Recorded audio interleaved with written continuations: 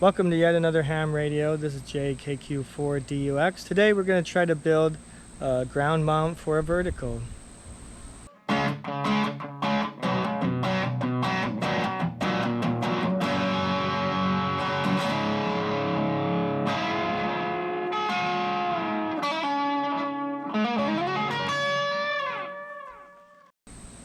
So if you've followed my channel at all, you probably have realized most of my activations for Parks on the Air and other portable operations are using some type of elevated vertical. Now I like that for a number of reasons. We won't get into that, but there is a case for ground mounting, and what I've got in mind is going down to the beach. So there's two things in abundance at the beach: sand and water. So I'm trying to figure out a good way to mount a vertical. Some people will go with the mast. What I'm thinking is tent pegs and stakes in the sand may not be the most secure. I've actually never tried that, but what I've got in mind today is something that I have in abundance: 5-gallon buckets. So the plan is take the bucket, make some sort of mount on the lid that's removable, and then the bucket could either be filled with sand or even water, both which would provide a significant amount of weight, which should be fairly secure. So let's see how we can make this work. All right, so we're in the workshop and we've got a few items here that I may or may not use. I'm just gonna kind of build as I go and see what works and what does not. So although the buckets that I have are fairly tough, the lids are not. They're pretty flimsy.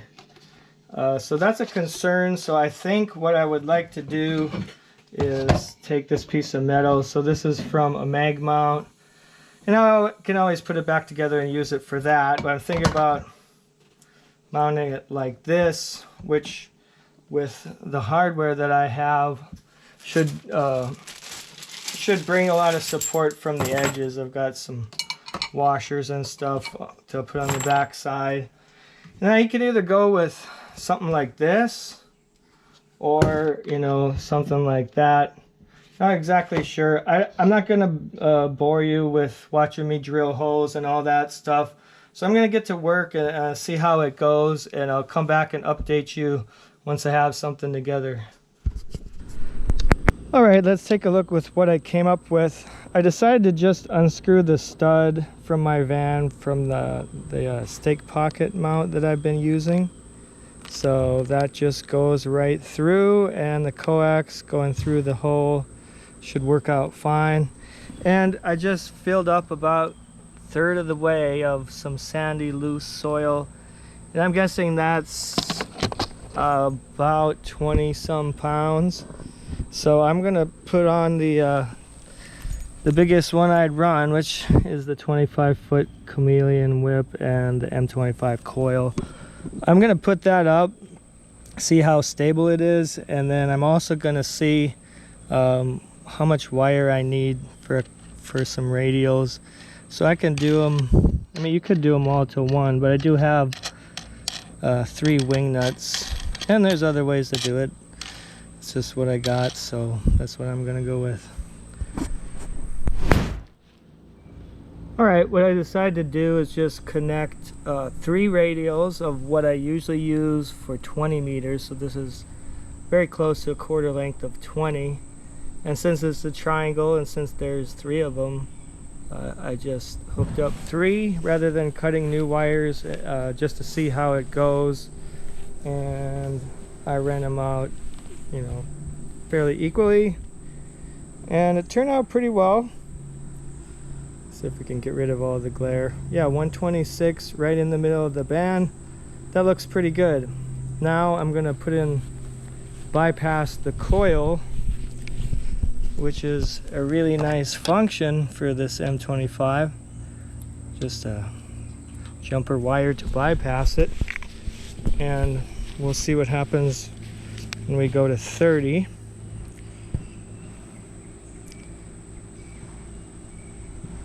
Wow, look at that.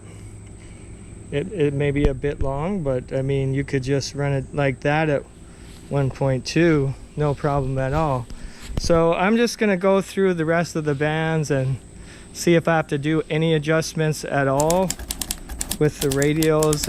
I may have to pull them back in a bit for some of the bands, but I won't bore you with all that. I'll come back with the results.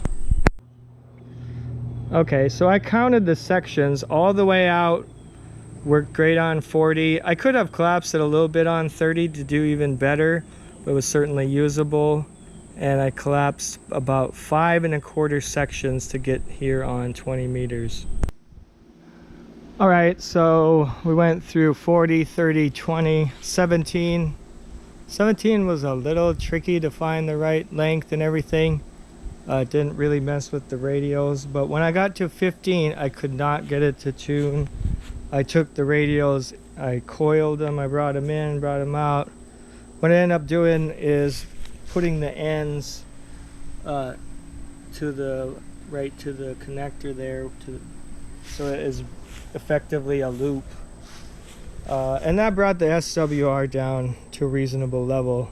So once we got to 15, definitely needed a change with the radials. I'm gonna go through 12, 10, and 6 just to check it out, and I'll be back. So at 6 meters, I did collapse it. I wasn't able to get a great tune. I think just when you get up to that frequency, the radials really should be pretty precise, and then every adjustment, it doesn't take much at all. So if I was for sure wanted to do 6, I probably either would have to do some more experimenting or bring something else. With that being said, you know, if I was going to do 6 meters on the beach, I wouldn't be afraid to put one of these up on a piece of PVC pipe. Just because it's so short, there really wouldn't be much wind or much chance of it falling over.